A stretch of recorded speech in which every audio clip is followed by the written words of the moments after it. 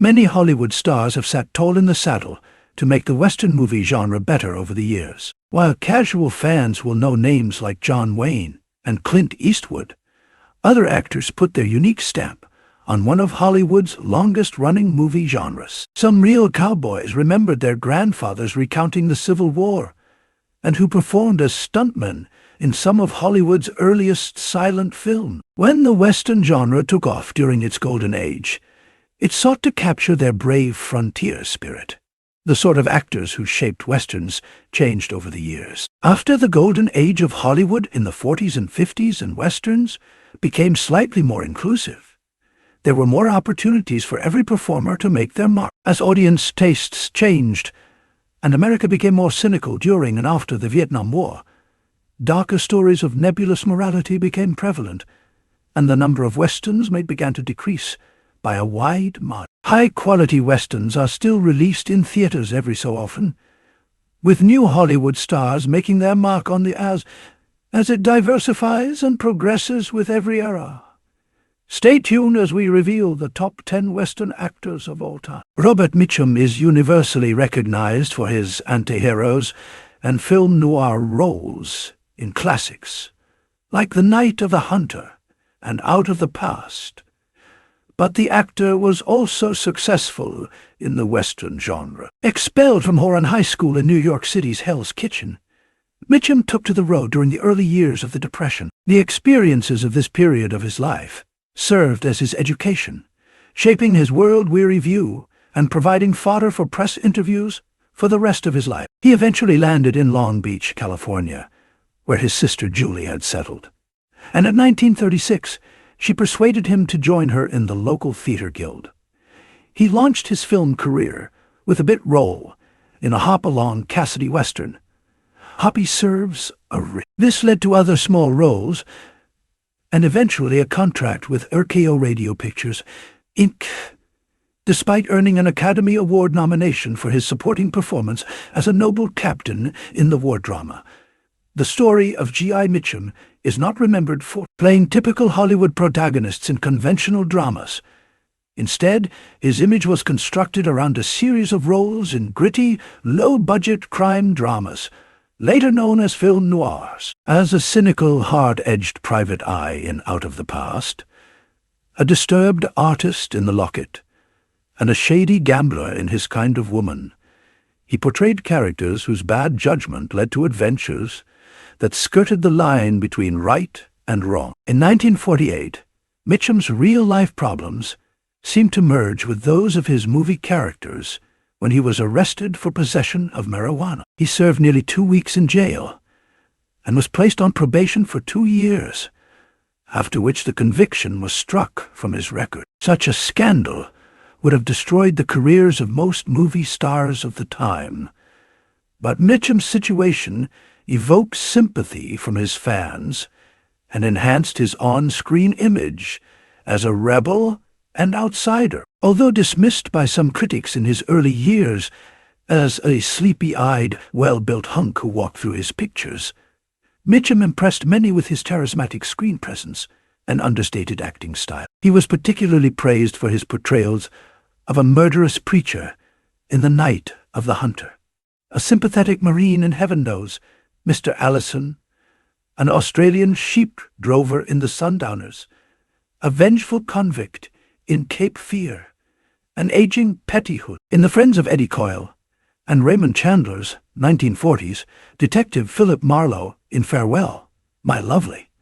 More importantly, his shadowy star image paved the way for gritty anti-heroes that became popular in the films of the 1950s and 1960s. Jimmy Stewart is known for his distinctive drawl and playing good old boy roles, specifically as George Bailey in the classic Christmas film It's a Wonderful Life, but he also appeared in several epic westerns that earn him a spot on the list. Stewart started acting while attending Princeton University, and after graduation he appeared on Broadway before earning his breakthrough role in Frank Capra's comedy You Can't Take It With You. Stewart starred in several signature westerns, including How the West Was Won, Winchester's 73, and most famously The Man Who Shot Liberty Valance, starring Wayne and Lee Marvin. He reunited with Wayne for what turned out to be his co-star's final film, The Shootist,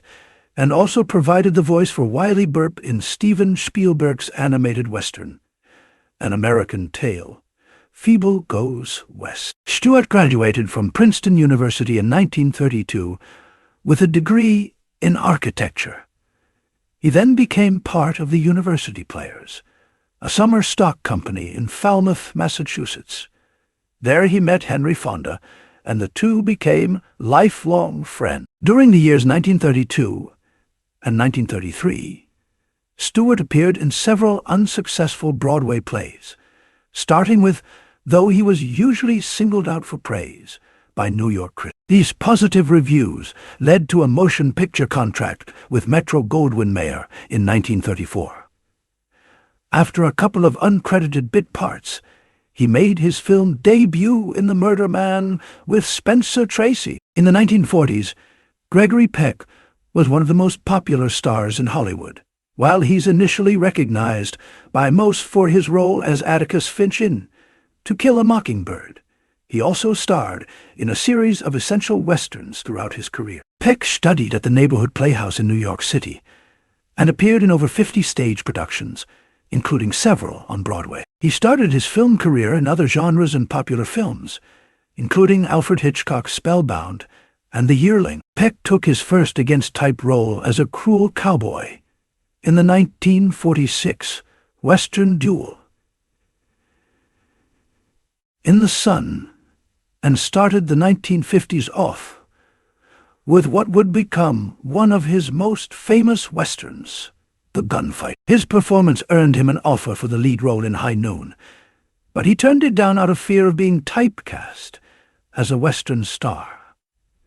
Despite his concerns, Peck continued to appear in westerns, including The Bravados and How the West Was Won. Peck was also active in politics, challenging the House UN-American Activities Committee in 1947, and was regarded as a political opponent by President Richard Nixon. President Lyndon B. Johnson honored Peck with the Presidential Medal of Freedom in 1969 for his lifetime humanitarian efforts.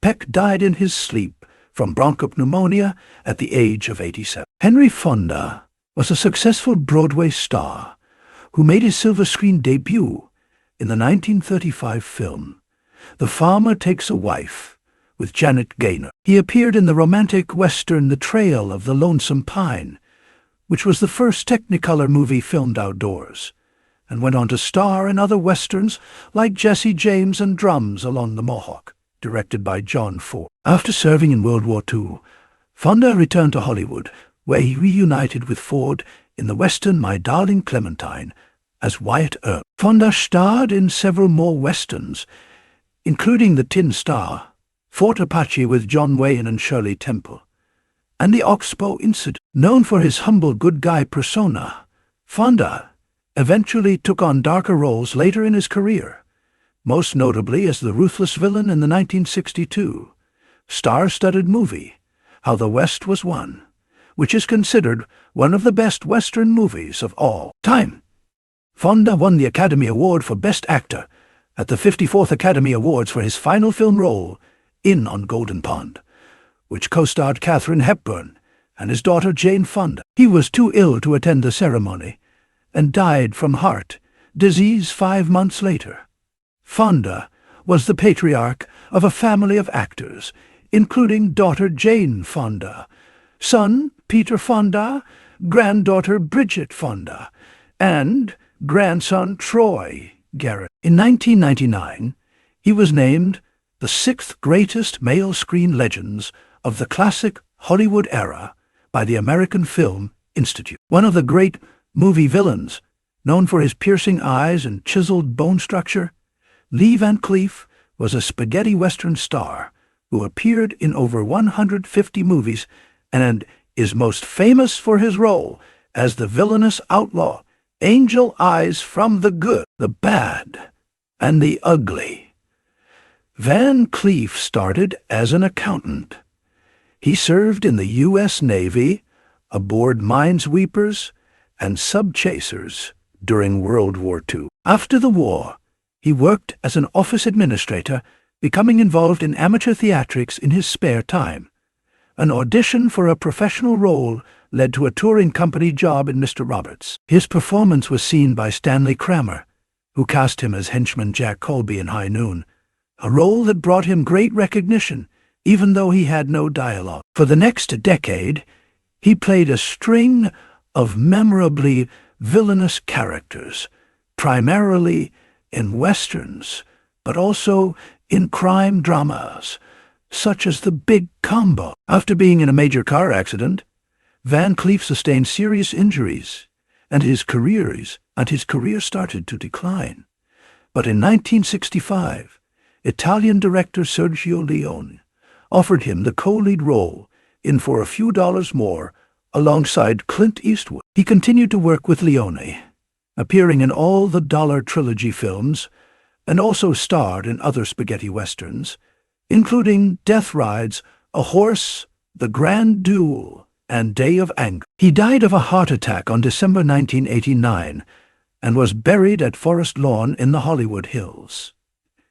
Gary Cooper was a silent Western film star who was known for his strong and quiet on-screen persona that symbolized the ideal American hero. He was one of the top 10 film personalities for 23 consecutive years, and one of the top money-making stars for 18 years. The American Film Institute ranked Cooper at number 11 on its list of the 25 greatest male stars of classic Hollywood cinema. Cooper initially started his film career as an extra and stunt rider before earning more substantial roles. By 1927, he had appeared in his first lead roles in two westerns, Arizona Bound and Nevada.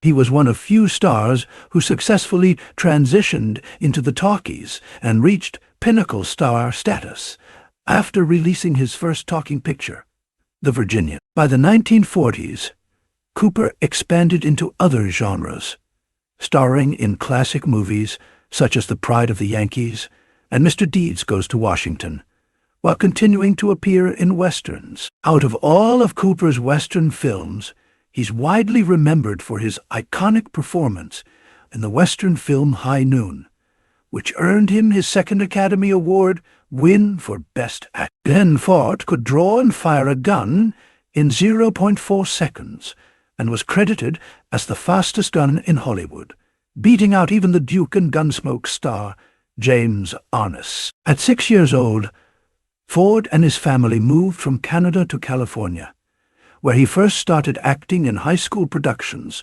and working in small theater groups after graduation. He eventually signed a contract with Poverty Row Studio Columbia Pictures and appeared in his first western, Texas, co-starring William Holden and Claire Trevor. Ford starred alongside Randolph Scott in John Ford's western, The Desperados, and soon earned lead roles in other famous westerns, including The Americano, The Fastest Gun Alive, and the iconic film 10 to Yuma, co-starring Van Heflin. In 1978, Ford was inducted into the Western Performers Hall of Fame at the National Cowboy and Western Heritage Museum in Oklahoma for his significant influence and contribution to the Western genre. Ford often portrayed ordinary men in unusual circumstances.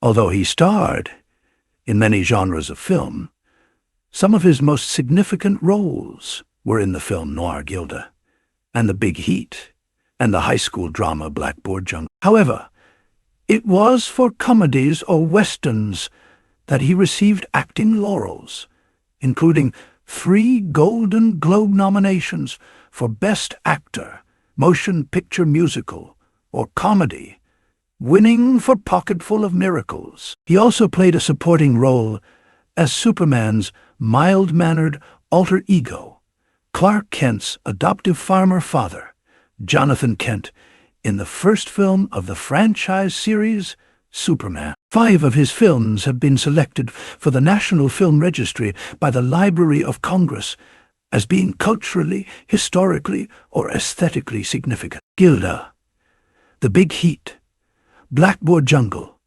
3, 10 to Yuma, and Superman. Handsome, American leading man who developed into one of Hollywood's greatest and most popular Western stars. Randolph Scott starred in dozens of comedies, dramas, and horror films, but he's widely credited for his on-screen image as the tall-in-the-saddle Western hero. In the mid-1920s, Scott made his way from Virginia to Los Angeles to pursue an acting career. He eventually found work as an extra and minor player in various films, including John Ford's The Black Watch and The Virginia. He earned his first major role starring in Paramount's 1932 film Heritage of the Desert, which established him as a Western star. Scott went on to star in other Westerns, such as The Desperados, Western Union, and The Narradon, and made his final film appearance in the 1962 Western ride, The High Country. A multimillionaire as a result of canny investments, Scott spent his remaining years playing golf and avoiding film industry affairs, stating that he didn't like publicity. In 1975, Scott was inducted into the Western Performers Hall of Fame at the National Cowboy and Western Heritage Museum, and also received a Golden Boot Award for his extensive work in the Western genre. He died in 1987, survived by his second wife, Patricia Stillman, and his 2 adopted children, Christopher and Sandra. He is buried in Charlotte, North Carolina. Few actors have names as synonymous with a character archetype as Clint Eastwood. Eastwood's entire identity is so closely tied to his iconic Western characters that he's a permanent fixation within the genre.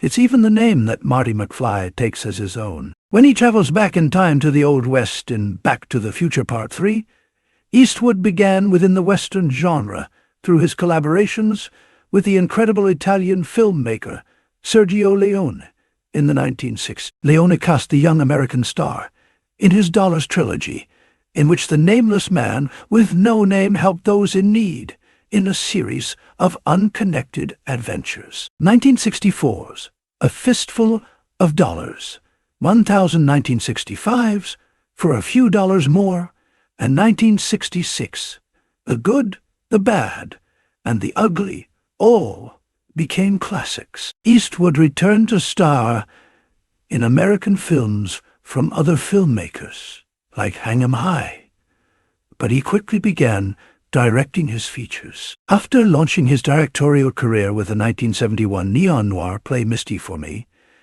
Eastwood personally helmed Western classics like The Outlawed Josie Wales, Pale Rider, and Bronco Billy. Eastwood's 1991 classic Unforgiven reflected on the themes of the Western genre, with its commentary on cyclical violence and the irredeemable men who commit evil. Eastwood starred as a mature version of a former gunslinger, and the film instantly solidified itself as one of the greatest Westerns ever made. He returned to Westerns this year with Cry Macho. When it comes to Westerns, there isn't a movie fan out there who doesn't immediately think of John Wayne. Born in Iowa, Wayne grew up in Southern California and never intended to become an actor. But after an injury cost him his football scholarship at USC, he was hired as a prop boy by John Ford. Wayne soon started taking on minor and extra roles before his breakthrough performance in Ford's classic Western Stagecoach. He appeared in nearly 250 movies, many of epic proportions. From 1942 to 1943, he was in a radio series, The 3 Sheets to the Wind. And in 1944, he helped found the Motion Picture Alliance for the Preservation of American Ideals, a conservative political organization, later becoming its president. His conservative political stance was also reflected in The Alamo, which he produced, directed, and starred in. His patriotic stand was enshrined in The Green Berets, which he co-directed and starred in. Over the years, Wayne was beset with health problems. In September 1964, he had a cancerous left lung removed. In 1977, when Star Wars Episode IV, A New Hope was being made, John Wayne's archive voice was used for the character Burinden as Zavo. Later, in March 1978, there was heart valve replacement surgery, and in January 1979, his stomach was removed. He received the Best Actor nomination for Sands of Iwo Jima. He won his one and only Academy Award for Best Actor for his performance as Rooster Cogburn in the 1969 Western True Grit, which he reprised for a sequel, Rooster Cogburn. A Congressional Gold Medal was struck in his honor in 1979. Wayne's frequent Western roles established him as an American icon, as well as one of Hollywood's most exceptional leading men. His collaborations with Ford, including The Searchers, The Man Who Shot Liberty Valance, and She Wore a Yellow Ribbon, are considered to be some of Wayne's greatest westerns. And with that, we wrap up today's episode. Thank you for joining us once again. We hope you enjoyed this video. Remember to hit the subscribe button and turn on the notification bell so you will be the first to see our new updates. See you in our next video.